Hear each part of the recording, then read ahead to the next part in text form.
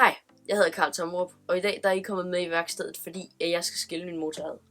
Det her det er den anden video i serien, hvor jeg skiller min motor ad og renoverer den. Jeg viser og forklarer undervejs, og hvis der er noget, jeg kan gøre bedre eller nemmere, så må I meget gerne skrive det ned i kommentarerne. Lad os se at komme i gang. Det første vi gør, er at tage dækslet af, sådan så vi kan få svinghjulet og statoren af.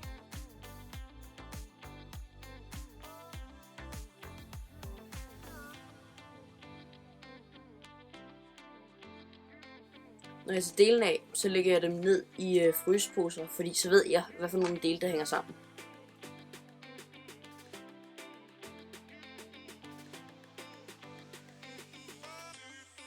Så fik vi det af. Vi skal lige huske den her lille nål, der sidder her, fordi den skal ikke blive væk. Så den tager vi af med en skruetrækker.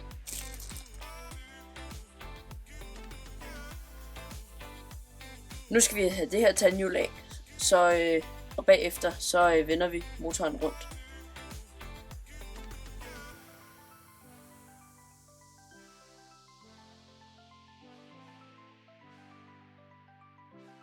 Nu skal vi ind og have afmonteret udstødningsventilen, og så bagefter have cylinderen af.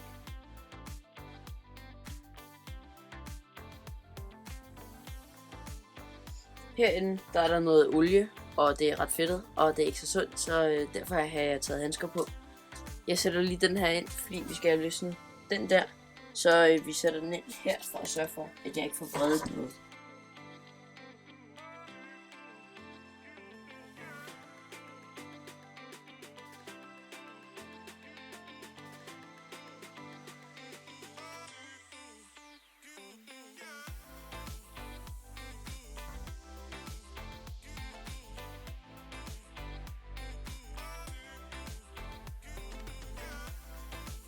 Nu skal vi have selve udstødningsventilen ud. Udstødningsventilen, det er den, der gør, at jeg har træk på i højere omdrejninger og lavere omdrejninger.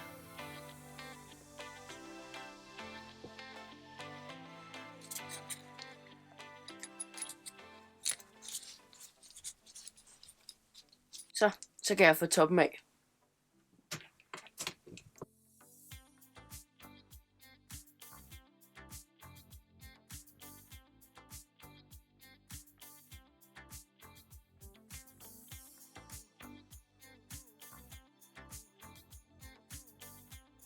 Så har jeg fået løsnet, så nu tager jeg den af.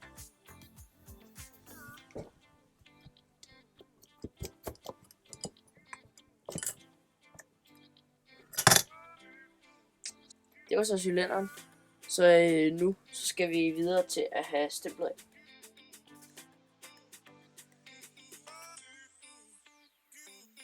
Så, nu skal vi have indsugningsventilen af.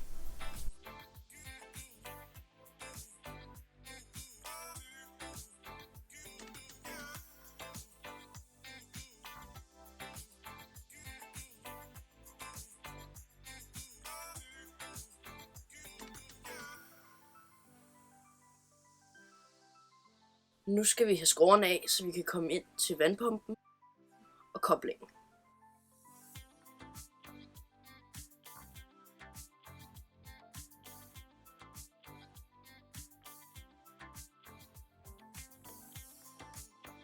Nu har jeg taget skruerne ud. Nu skal jeg bare vrikke for at få dækslet af.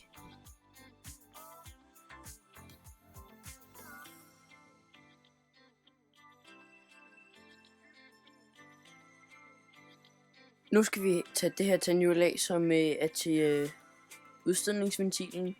Derefter så skal vi have den her af, og der lægger vi et lille stykke kobber ind imellem. Og den her møtrik, den er med linksgevind, så derfor så drejer vi den modsatte vej, når vi skal have den af.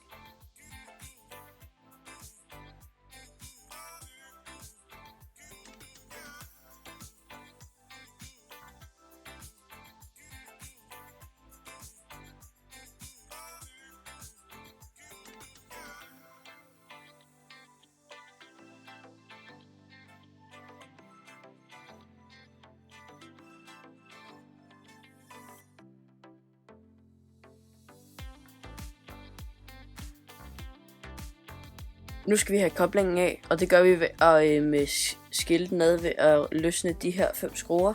og så skal vi komme længere ind i motoren.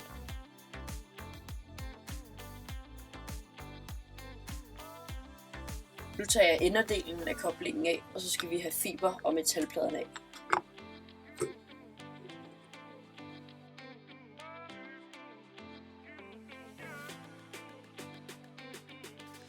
Hernede der er der en låsering, som vi skal have bukket ned, så vi kan få skruen af. Nu skal vi have spundet den der af, så den her, den drejer jo bare rundt. Så har vi heldigvis et specielt værktøj, som er den her, som man kan sætte fast til her og her.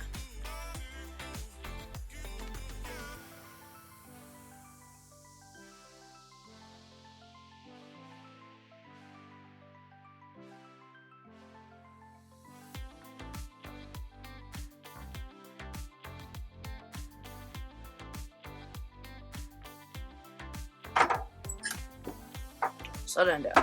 Så fik vi den af.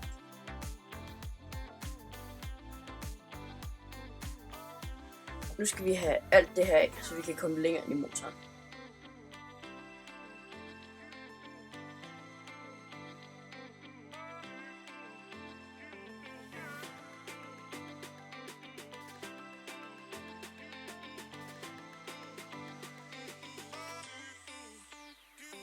Nu skal vi have gearvælgeren af. Så vi skal have de der 2 skruer af, og de sidder rimelig godt fast, så for at vi kan få dem lidt af, så bruger vi en varmepistol og en slagskruetrækker, som vi bruger med i den her hammer her, og så skruer den af.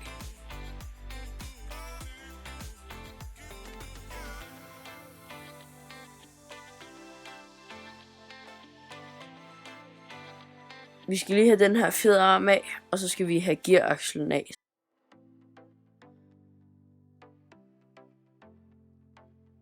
Nu er vi kommet så langt, så vi skal vende motorblokken om, så kan vi tage de sidste skruer ud, og så kan vi dele motorblokken.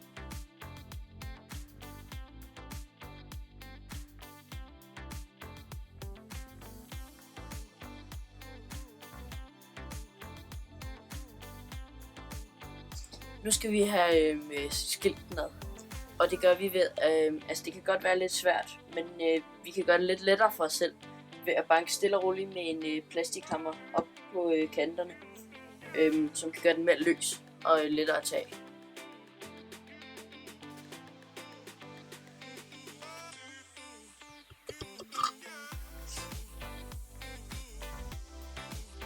Sådan, så fik vi den af. Lige om lidt, der er vi ved at være færdige. Vi skal bare lige have taget krumtoppen ud, og så skal vi have taget geargassen ud.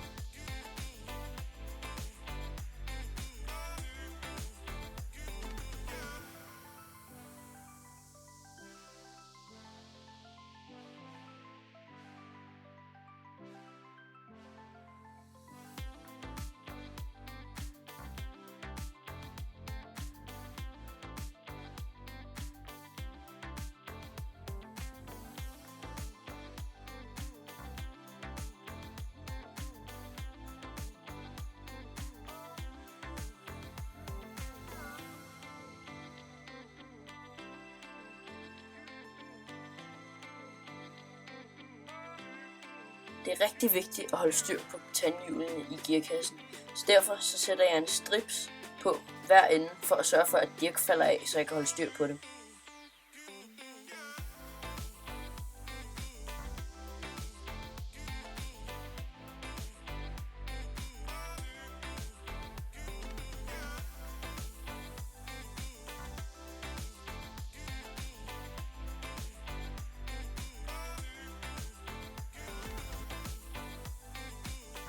Så blev jeg færdig med at skille ad, og nu har jeg puttet det i poser, så nu mangler det bare at blive puttet væk i kasser, så jeg ved, hvor det er. Næste gang, der ser vi på, hvad jeg skal have nyt af, hvad jeg skal skifte ud, og hvad der skal renoveres. Tak fordi I så med, og jeg håber, I kommer og ser med en anden gang.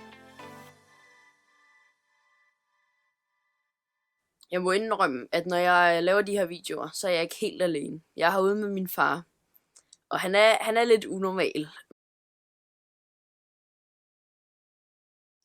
Han er sgu okay alligevel.